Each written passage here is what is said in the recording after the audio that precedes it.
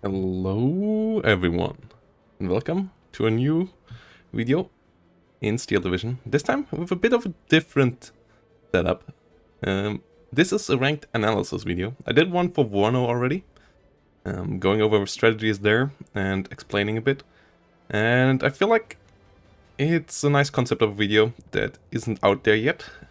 And a lot of people struggle with 1v1 gameplay, and sure, casts and just gameplay perspective already help out, but I feel like analyzing replays is the best way of learning and getting better into the game.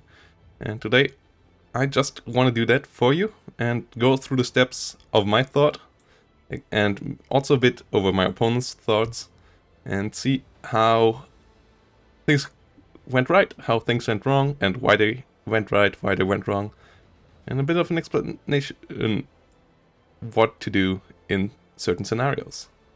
And in this matchup, we were on Slutsk, which is a rather open map, and I was in a quite tough matchup, because I played the 8th Indian, which is a really good division, but I played them V for Victory, versus kind of the hard counter to V for Victory, Maverick, with Task Force Butler. Task Force Butler, on the board, a bit of a weaker division compared to 8th, but they have still quite good units. They have M8s that I knew about. They have quite a lot of good airplanes, especially P-47 fighter bombers. So I knew all about all of this, and I knew if I survive till minute 25, I should be fine on this one. And that was my mindset from the get-go. Don't overextend your forces in the early game. Don't lose, even though I have a bit of an income advantage there, don't lose too many forces. Get into B phase with a good combined arms. And then give ground in B phase. Just try to keep it away from the 15-9. Let him have 2 flags if need be, but keep a cohesive force in B phase and don't get overrun in early B. Late in B, early C phase. And that was the plan. And here we go. So setup, as you can see, 17 pounders in the south, as this is an open field. And I thought maybe he would try to push over here. The push will come somewhere else though. The Speerwagen autocar, or shutting down the road, as I know it outranges M8s. That was the plan there. A lot of Piats. Piats are pretty cheap and they deal quite well with M8s. They deal okay with Shermans as well. And then the fast Indian flamers, the Indian assaults, to get there. And the autocar already paid off. Got one M8 killed. M8's really one of the dangerous parts of Task Force Butler. They can run you over quite well if you're not careful. So that's why I also brought a Piat into the middle. And as you will be able to see in a second, that immediately paid off. One M8 getting sniped there. Sadly, I didn't micro the Piat too well afterwards. Otherwise, with the help of the smoke of the Pioneer and X-Spy, which was the plan at the get-go, at the beginning, I could have maybe gotten a second shot out of there. But I didn't do that. So his M8s got the surrender on the Piat and were able to rush through, which was a bit of a hectic moment. I knew I had to stop this, because if he can dig in over here in the forest, I'm in a lot of trouble. He's now going for the Bofors. I had to rush in new forces to hold there. Meanwhile, all the other locations went pretty well. It's a classic spot on Slutsk, this little forest on the edge of the map, is a perfect position for an anti-tank gun, shutting any open territory play down over there. Or any tank pushes coming around the edge. So yeah, his M8 tries to bully my Bofors. I moved the Speerwagen to the wrong spot. As you can see, he is only dug in over here. A lot of heavy MGs, which I struggled with a bit. Not the best micro over here with my Gurkha rifles. Ran into the heavy MGs a couple too many times. Meanwhile, he kills my Bofors here, which immediately makes me worried, because I only had the 2 Bofors in the early game, and I knew Task Force Butler is really strong in the air. Something that you always have to think about when setting your game up. What are the strengths of the enemy division? In this case, it's good air, it's solid infantry, and some good light armor, like M8s, like Shermans, that can come around. 1410 for him. I'm not too worried about that right now. I'm worried about getting units out of my rear. Somehow, this 17 pounder wasn't up to shoot there, which was a bit of a shame. I saw the engineers in my forest. Hoped I could flush them out with the Spitfire. Spitfire I bought because I thought as soon as my A got killed, he would buy a plane to bomb me. He didn't do that just quite yet. Meanwhile, Sherman is moving in. Bofors in the north, Bofors in the south, were there for the setup, as I really feared Task Force Butler, and I was all about setting up a defensive setup for B-phase from the get-go. Goal from the get-go was getting a good setup. Now a Hellcat comes in. He micros it wrongly though. For the first part. Tries to get out. Is doing a way better job on his micro now. Trying to get the plane to fly the smallest curve possible. And as he's going back, I'm not hunting because I know if I get too close over here, he might be able to call out in another plane and I have to reserve my fighters. Even if I shut down one fighter of his, it's not worthwhile. He's now coming in again. He brings in a P-38 as well. Those are the targets I want to kill. P-38s, for example, 200 kilogram bombs, really, really dangerous. Meanwhile, his Hellcat now overextends a bit. That's what I wanted it to do. Getting it baited into my AA. Always something worthwhile, because when they fall back, they can't be microed anymore, and that's the moment where you want to get behind them and get the shutdown. And that's what we get here. So, first blood in the sky goes in our way. And that already makes me a bit less worried about the air war here. And another reason why you should never follow enemies into their territory. AA and fighters can come in and just ruin the day. Now, I call in an off-map over here. This I will not use for offensive purposes though. This is supposed to be a defensive off-map. Because I'm not the aggressor here. I'm V for victory. I want to win in C-phase.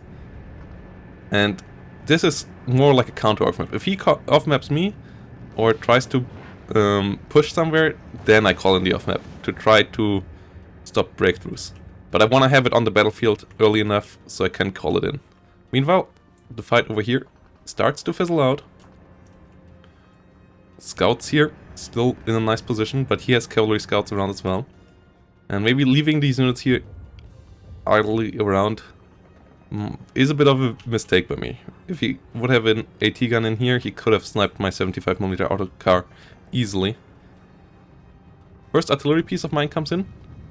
One of the strengths of the Indian is cheap, heavy artillery. 140mm is on the medium size, but 80 points really cheap for that. They do quite a good damage and also have a decent fire rate with 8 per minute. And I put it on defensive fire around here, so that any pushes are stopped. It's basically the small form of my off-map. Trying to stop pushes, trying to pin anything down that will move into me over here. Because I don't have the strongest force over here. My focus was not leaving this hill to the enemy, because once he got that, he can snipe your reinforcement road into the town, and then it's basically GG. So that's always something you want to contest. You don't have to hold it per se, but you have to be able to stop him from establishing this as a full-on position. Same goes for his side. If he lets you get in here, it's also basically GG. Maybe even more so. Because, yeah, it cuts off so many flags. And you only have this somewhat forward bridge compared to this bridge that is still contestable, even if you lose this forest. Sherman gets the kill over here. And allows me to keep it at a 12-12. And in A-phase, you for sure want to keep it at 12-12 against Maverick.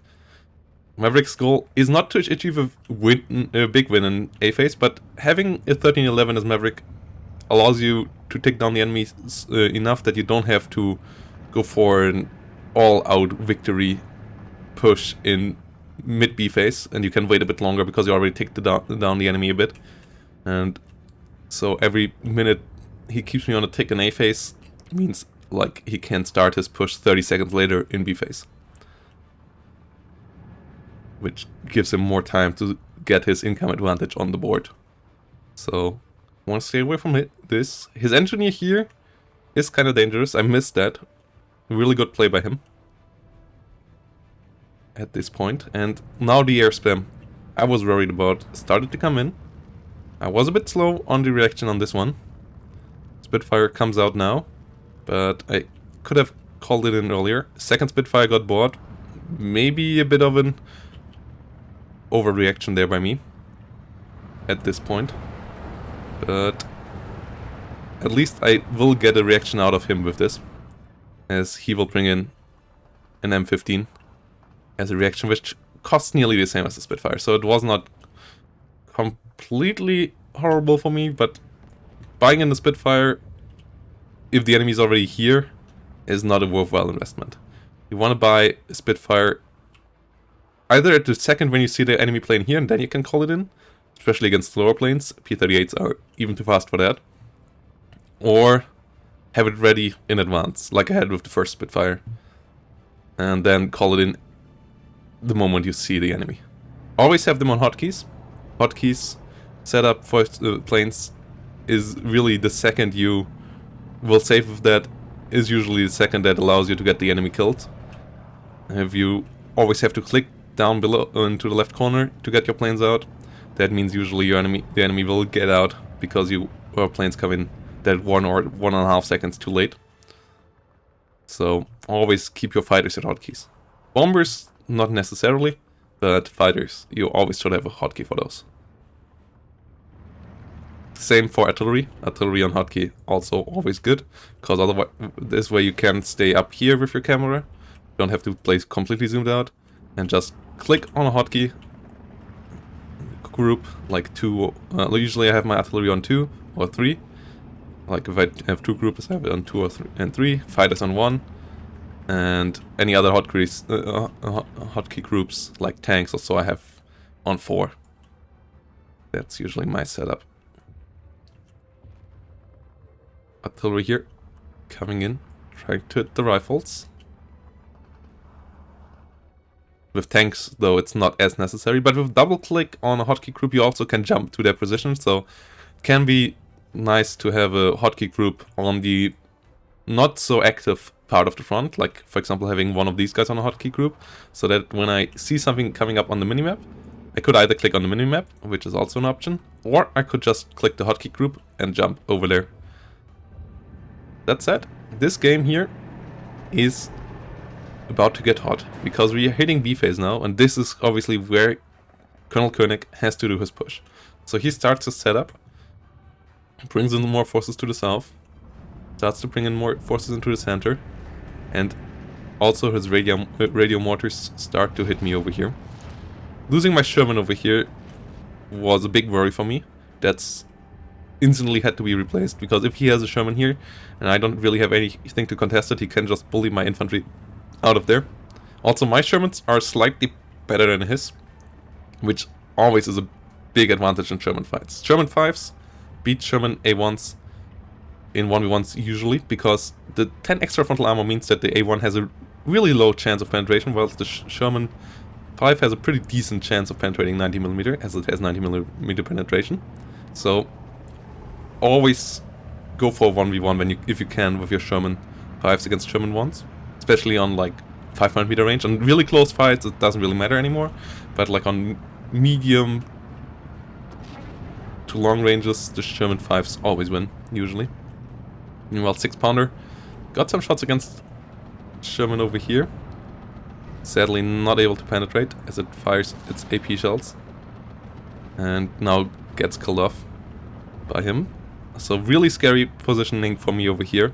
That's why I retaliate with artillery. That's why my artillery is firing up there, and I bring in more forces here. The Bofors, because I know he had his fighter bombers, and 2 Bofors are capable of keeping 1 fighter bomber away from bombing.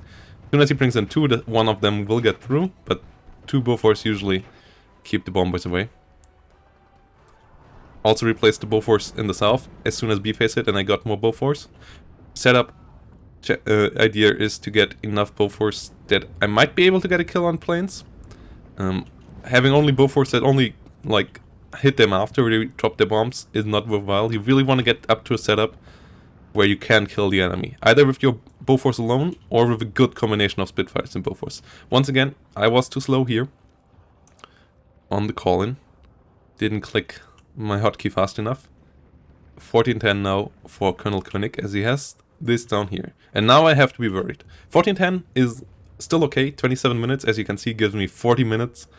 But as soon as he gets up to 59, time becomes of the essence, and I run out of time in C-phase if I let that happen to be able to counterattack. So I have to be really on my toes now, trying to get this flag back, because I feel like I will lose one of the northern flags relatively soon. So, or this flag over here. So I really want to have this flag so that I can fall back from this one or this one if necessary. So I bring in the Gurkha rifles. Good positioning here with his MG. Spitfires will hit his MG on the move. Spitfires not the best strafers, but against infantry on the move, which have a malus when it comes to taking damage, they're still okay. Maybe I kept the Spitfires around for a bit too long. Getting them home now so that they don't need too long for refueling and rearming. Meanwhile, yeah, his MG now will hit me down here. He has a really good setup over here in general. Maybe he could have brought in a tank a bit earlier, trying to push me, but he obviously doesn't see if I have any big IDT guns or so around here. Bringing in my second Bofors, 2 Bofors and a commander, because 3-star veterancy AA is a lot better than 1-star veterancy, and you should never come in without veterancy with your AA. AA without veterancy has just too low accuracy and too low rate of fire. And rate of fire plus accuracy, even small amounts make a big difference, because for every like fire cycle the gun shoots, it gets half of its accuracy added up upon it. So a faster firing and a bit higher accuracy AA gun gets up to high level accuracy way faster than one with lower. Even though the numbers changes don't seem to be super big, they're really essential, getting you up to nearly hitting everything with your Bofors, and makes a big difference in damage. So 3-star Bofors now is a really deadly force, and we might be able to see that now already. As he tries to come in with a P-38, we stop it from dropping its bombs. That's the first goal, trying to get the kill. 3-star Bofors is firing. Spitfires come in a bit too late again, but this time it's not really their fault. If this P-38 would have gotten through to bomb, they would have been there in time. Sadly, Bofors still not able to get the kill, but at least they're now capable of keeping him away. That's why you never want to have single Bofors. Single Bofors doesn't do much. It doesn't really kill, and it also doesn't really stop. If you go AA, you should go full on AA. Otherwise, just don't get AA at all. Then rather get bombed and use the 90 points for something that goes on the offensive, because usually they still need 2 or 3 bombing runs to kill that off. The units you brought in for 90 points, and you might get another flag with it instead of going for the AA. But obviously with V4 victory, I can't go on the offensive, so both a good AA network is necessary here. 13-11 now for Colonel Koenig, so I'm not worried. Can leave that to him. No need to counterattack, no need to try to get to a 12-12, no need to panic here. Just being knowing I can't let a 15-9 happen for any longer amount of time. Artillery now keeps on firing around here. Defensive fire setup to stop any pushes, or like softening up any pushes coming down in the towns. Meanwhile, his mortars do similar things, trying to hit my autocar over here, which is kinda annoying. And he's setting up more pushes in the south. Knowing that my AA network here is a bit more spread out than in the north, he uses his bombers here, which is a good choice. Luckily, I got the MG killed off over here, so his force onto the flag is not too good now. Spitfire has to be really heavily microed here to try to keep it alive. Another P-47 trying to come in. Hellfire, luckily not agile enough to get behind the Spitfire, and he can't run over the Bofors. Good micro there. Getting in another Indian rifle to try to hold this flag, as he's once more up to a 1410, and once more I have to be careful. I go for a slight counterattack now here, because I saw that he didn't have too much here. And entrenching this and keeping this flag would allow me to give up flags elsewhere. As I said, you should not counterattack to get to a 12-12 per se, but you should always be having an idea what you could do to keep it from a 15-9. And balanced or Vanguard doesn't mean, or V for Victory doesn't mean you never have to counterattack. Just you have to be resourceful with where you do it and when you do it. And that feels like the right time to do it. Getting 60 points in here, the autocar was already out. 60 points is still more than half of a minute of income, but that felt worth the risk. He brought in M10s now, so I felt really under pressure. That's why I rushed into there, trying to get these guys into cover. And it somewhat worked out. Even getting it back to a 12-12 there in a second, which felt really good. But it wasn't the goal. 12-12 wasn't really the goal, and doesn't really need to be the goal, unless you already lost a lot of points in A phase. But at that point you are usually in a lot of trouble with V for Victory against Maverick anyways. 12-12 in this setup really shouldn't be the goal. Goal should be keeping it away from a 15-9. So I will have no problem giving this territory up again, as he invests more into it, and I can't keep up with his investment in here.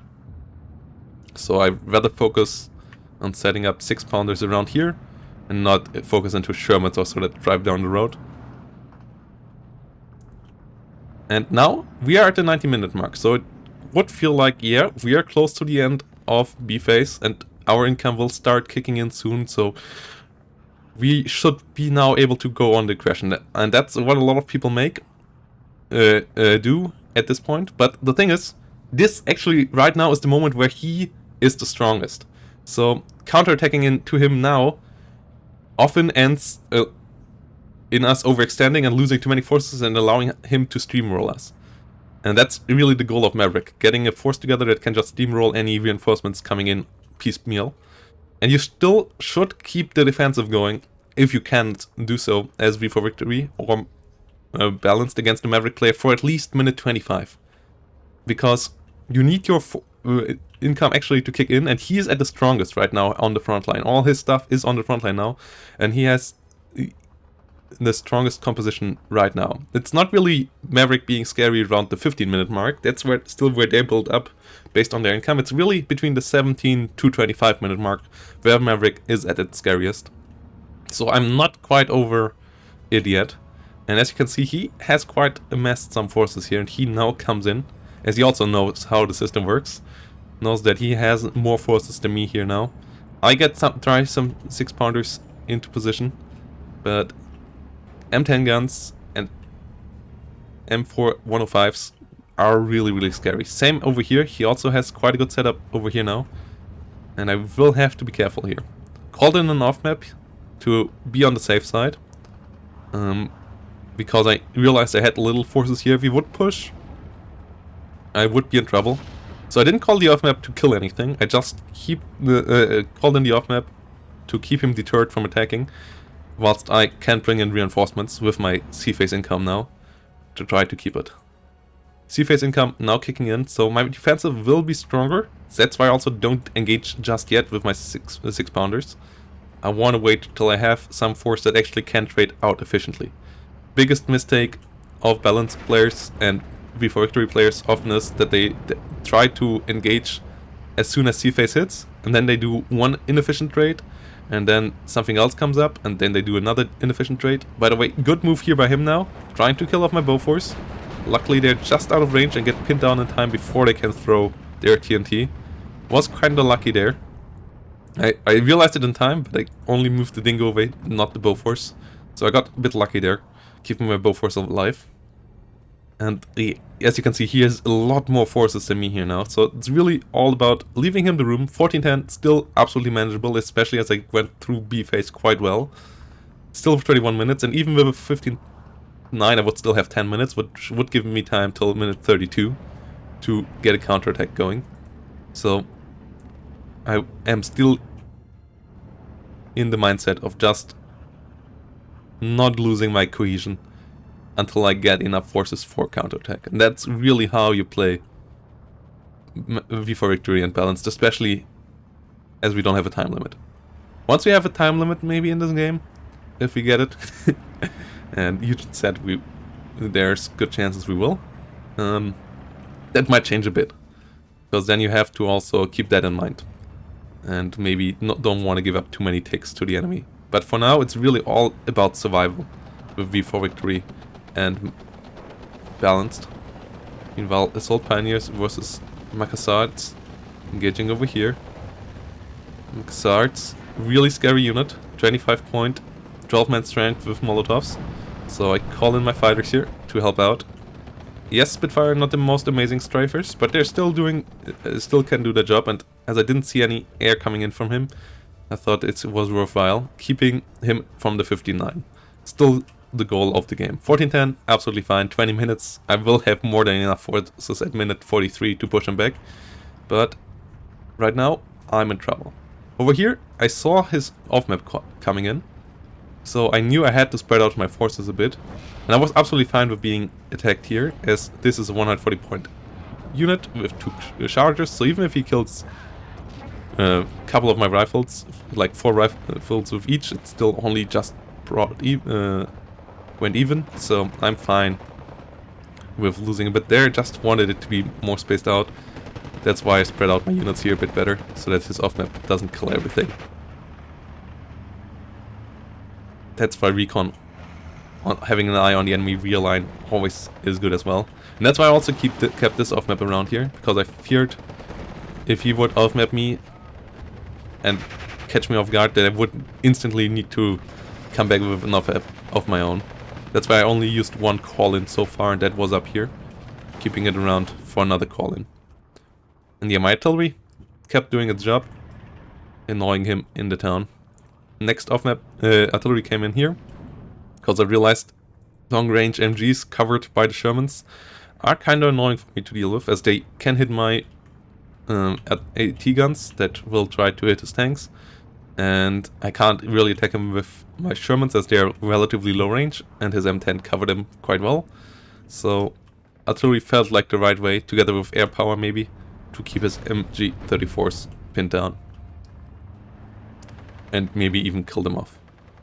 M15 now coming in, he has a really solid AA setup now here as well.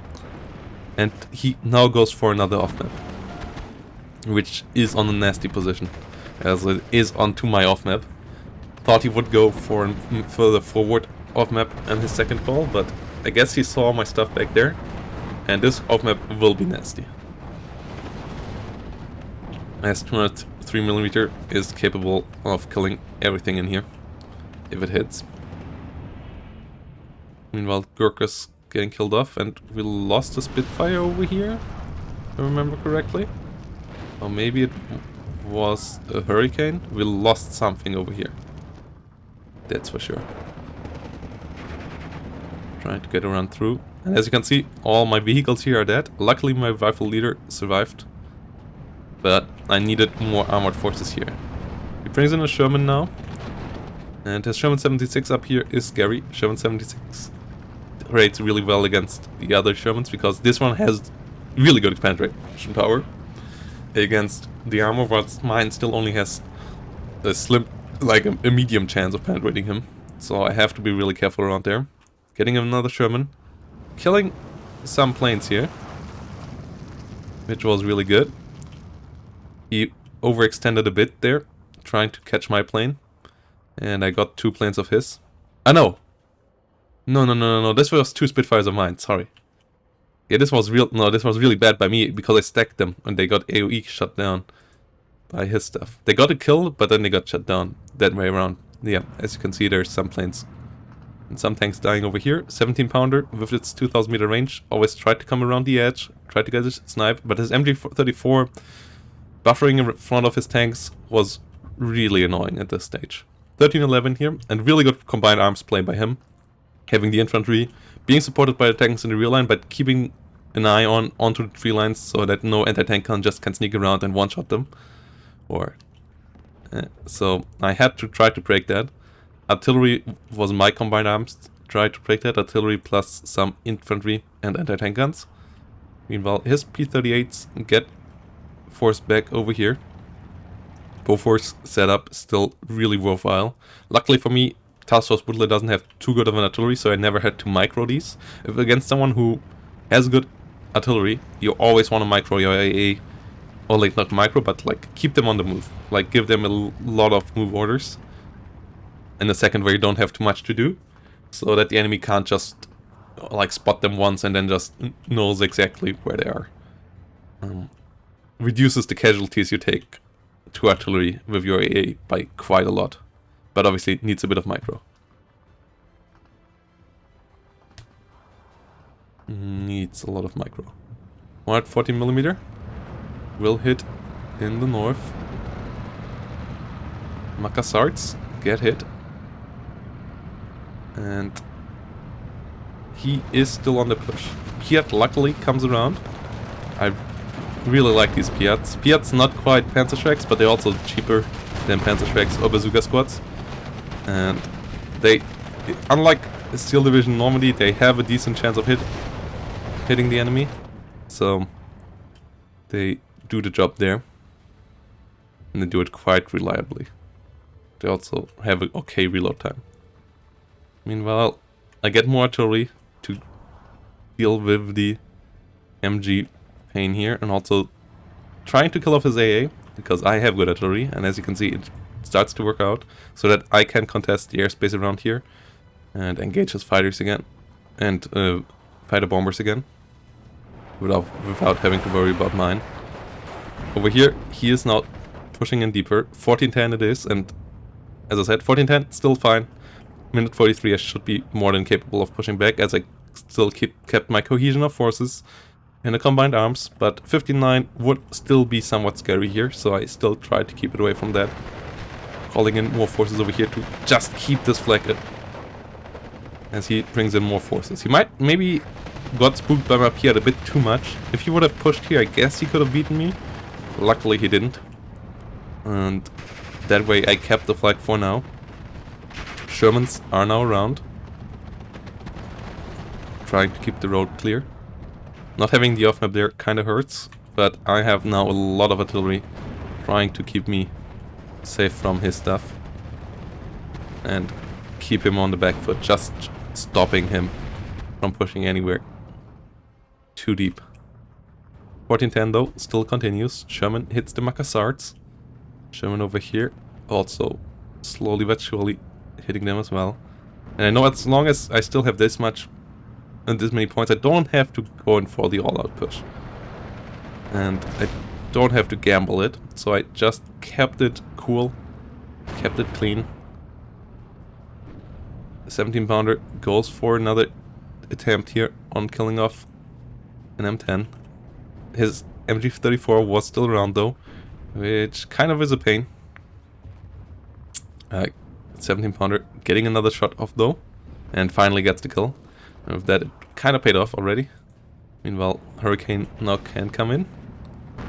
Try to kill off the MG34 and try to get the hell out there, because the MG34 got a bit too far forward from the AA screen. Maybe he should have moved the AA screen up a bit, but obviously then he would have also showed me the position really well, so I could have artilleried it even better.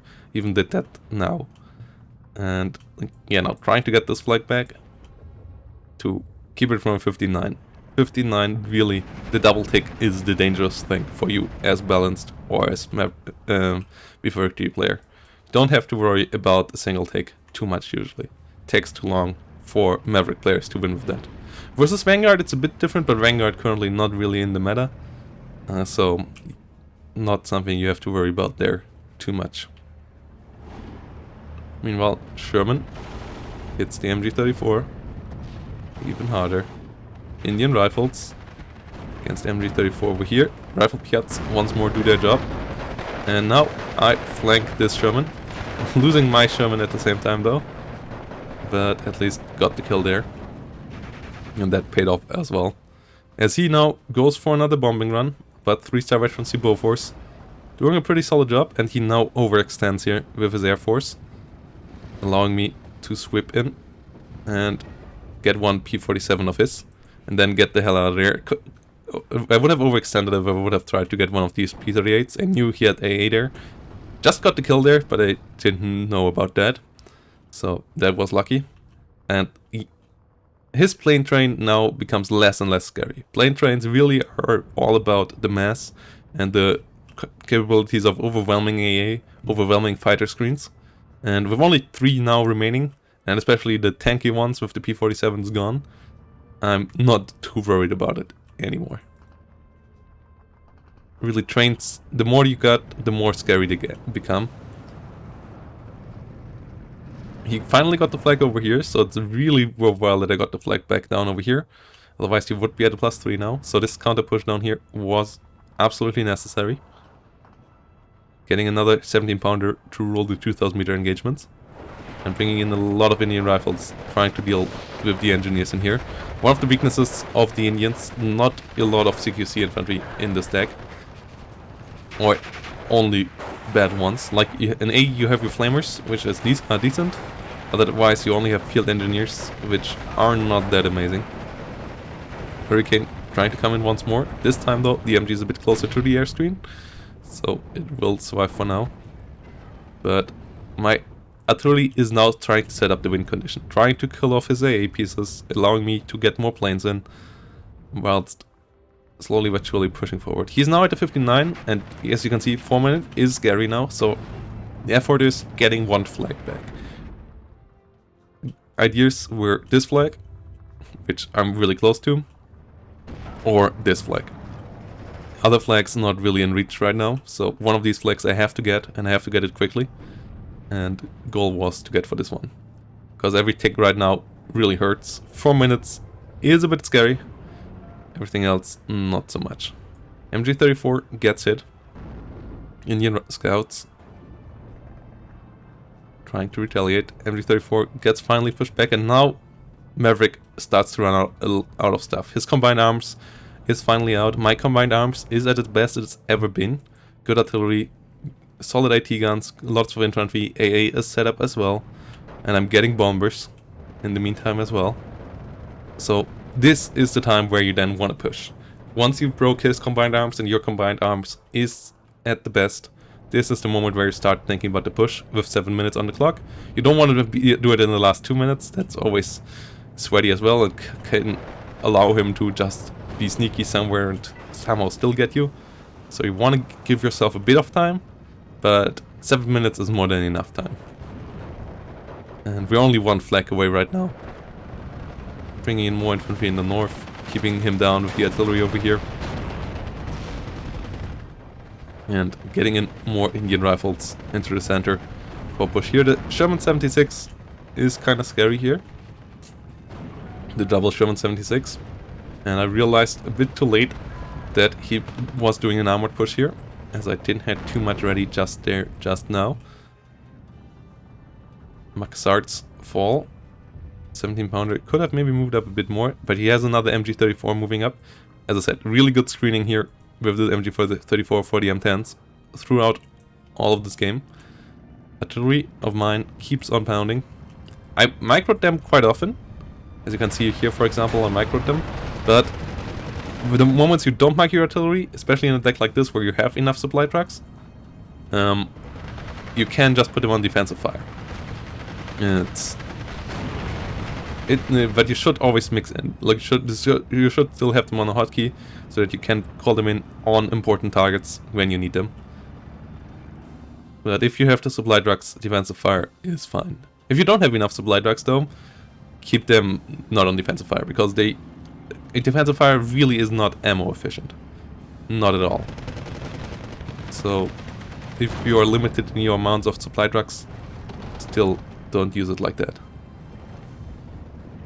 Here now I realized his M10, his Shermans need to go down, so I called my artillery onto their position together with a Hurricane. The APs though kept me away, and I lost my Sherman over here, which was really painful. Now having no Shermans left, 17-pounder got called in, and now I realized I need to kill it. Luckily my 25-pounder already got killed there, so only 1 Sherman 76 remaining. Artillery can be a stopper of, can clip off tanks. You always need to be careful when your tanks are under artillery fire. Try to move them away. The enemy has a lot of artillery. Try to keep your tanks moving. Rifle lates moving in now as well. 6-pounder trying to get the kill here. Not quite able to do so, but it also keeps the Sherman 76 busy, whilst my artillery can now try to hit it. 25-pounders with good rate of fire and good accuracy are putting some damage onto it. So I even moved in some infantry just to keep the Sherman in position so that my artillery could keep on pounding it. Meanwhile, M1 gun against my Sherman over here. It's in a long-range engagement, so I'm not too worried about my Sherman, so that's why I kept the fight here. M1 gun's penetration power not that good on long ranges. So I took my chances here, and as you can see, so far it only bounced. If my Sherman would have taken a bit of damage on the penetration, I would have moved him back. But I kept an eye on it, and he didn't get penetrated yet, so I didn't need to worry about him dying at all. And with every shot, he dealt some damage to the M1 gun, and then he finally finished it off. 3 minute 27, got a bit closer than I wanted it to be. And here finally my 25-pounders get the kill. So, yeah, artillery works against tanks, and now I moved in all my stuff, and now I needed to move forward. 3 minutes on the clock. That's the moment where I wanted to make it clean, and as you can see, it was also the perfect moment in the south, as he was running out of combined arms. No AT guns left here, no tanks left here, only a couple of mortars. Pack 40 coming in, but nothing major. And yeah, my artillery will come in the north. I started moving as well. Saw his AA piece here, got that killed off with my artillery. He should have kept his AA moving. He didn't do so, so I got the snipe there, and that was the moment where he had no AA left in the north, little AA left in the south. Spitfire went really deep here, so I also saw with that he didn't have any AA left here anymore. But 2 minute 26, obviously, still on the clock, so I needed to move. Tried to go with the Sherman deep here, because I realized Task Force Butler doesn't have too many tanks, and he already used quite a lot of them. And unlikely that he has a lot of C-phase cards of tanks with the amount of units he brought in. So I tried to go for this flag. Hurricane comes in. Flag over here is the one to the 12-12 as well. A lot of infantry moving in now. And I'm coming in at the perfect moment. 1 minute 55. Could have moved a bit further forward here already. Trying to secure the flag a bit better. Artillery here should have kept on firing as well. Got a bit overwhelmed here by the micro now, as I have a lot of forces to control. Moving my Sherman through the middle, because I didn't see anything with bazookas there.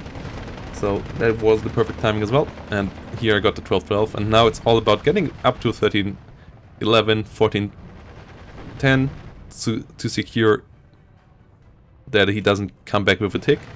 Because keeping it at 12-12 often leads to the enemy just somehow finding a flag of yours and then still managing to win. You want to go for something more secure, like a 13-11, 14-10, and then consolidate your conquest and push out from there again once you have set up combined arms again. Because obviously currently my combined arms is not amazing here. So yeah, getting more Shermans and getting more AT guns in the rear again, and then pushing further forward would be better in the long run. But it's not really necessary, because as you can see, he's next to broken right now. His push in the south didn't quite work out. Was a lot of back and forth there. Luckily I kept the control of the air. And also my AT gun micro was quite good there. Was quite good, even with his MG34s around. So that kept me in it. And yeah, overall, just a really, really good setup. Hurricane coming in for the kill onto the M10. And should be able to do so. And with that, this game is basically over. And we will just fast forward through the last couple of seconds. And this is how you play, especially balanced against Maverick. V for Victory is really, really tough. And this was also a lot of luck on my side there. Colonel Koenig is a good player.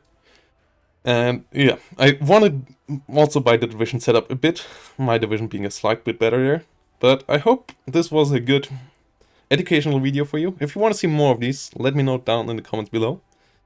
And yeah, any improvement suggestions and so on, anything you want to see me do, leave it down in the comments. Other than that, leave if you like the content, leave a like, leave a follow, and I see you in the next one.